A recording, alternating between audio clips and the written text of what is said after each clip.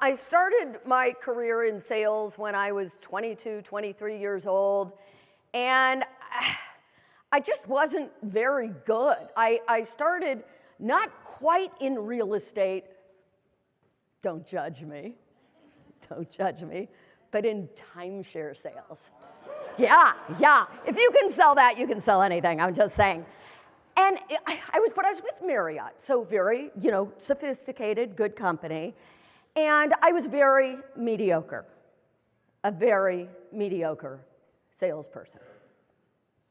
And I remember one night, I was writing a contract, and my boss came up to me, and he said, listen, I'd like to see you in my office when you're done. So I'm thinking, oh God, I'm in trouble again. I was kind of always in trouble. So I go downstairs to his office. He sits me down in a chair, locks the door, looks me in the eye, and he says, I've been watching you. And if you keep it up and you learn a little bit more, and as Dr. Della Toro says, get just a little bit better every single day, I believe you have the ability to be the #1 seller in the industry. In fact, you have a rare talent. Now you have to understand something. I never had a rare talent in anything, right? I wasn't the most popular girl in school, certainly not the prettiest girl in school, not the smartest girl in school. All of a sudden, this guy's telling me I have something special. I have a rare talent. So what do I do the next day? I get up early and listen to, back then, audio tapes and videos, because I got all this talent, right? And I learn and I work harder than I had ever worked. And at the end of that year, I was the #1 salesperson at that particular Marriott site. Yeah!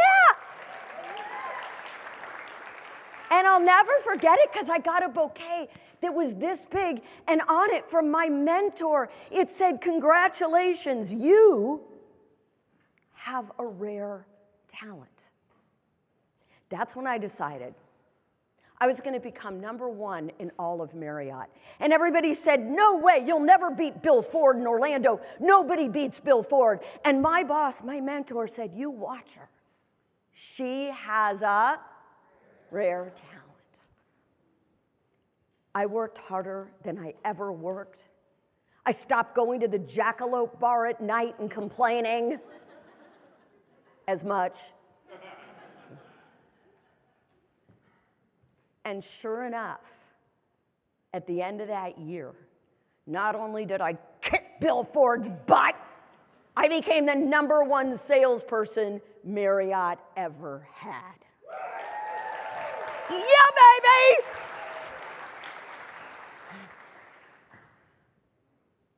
In fact, I did so well that I got a promotion, so I could work longer hours and make less money. They made me a manager. How many managers in the room? Yeah, I sucked. I was like the worst manager there ever was. Half my team hated me, the other half, who knows. And so one day I went back down to my mentor, Steve's office, and I said, you know what, Steve? I'm going to go back into sales. This isn't working for me. And he looked at me, and then he looked at his calendar on the wall. And he said, what took you so long? I said, what do you mean? He says, well, when you were in sales, you asked for help every single day. You studied every single day. Now that you've gone up through the ranks, what, you think you're supposed to know it all? What took you so long? And I'm like, he's like, all right, are you going to quit? Or do you want me to teach you to be the world's greatest sales manager? I said, no, I want to learn. He said, all right. I have a feeling you're going to have hundreds, maybe thousands of people work for you one day. He said, when you find one, even if they're not any good at all, but they're hungry and they look like they want to learn, what I want you to do is bring them into your office close the door, look them in the eye, and tell them that they have a rare talent.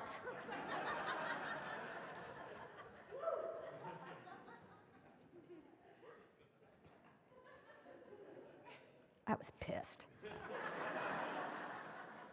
I said, are you telling me that all this time you've been telling me I have something special, that I have a rare talent, and you didn't mean it? And he just looks at me and he says, what difference does it make?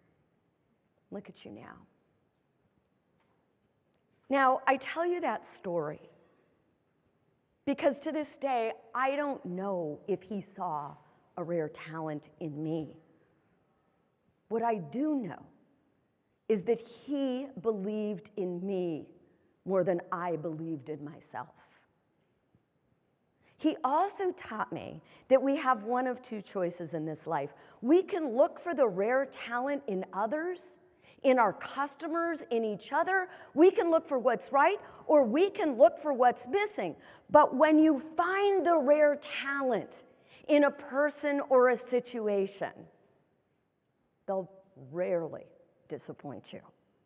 What we're going to talk about today is to make it in the future as sellers, as brokers, as leaders, is we need to do everything Alexa can't do. So what's that? Well, let's go take a look. Number one, connect. We need to connect to another human. Alexa can't connect to another human. ChatGPT is working on it, but connect. Really connect. We need to ask questions that get to the heart of why your customers will buy.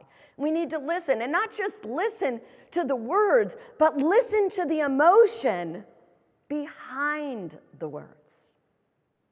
And then we need to take all of that information and link it to a brighter future.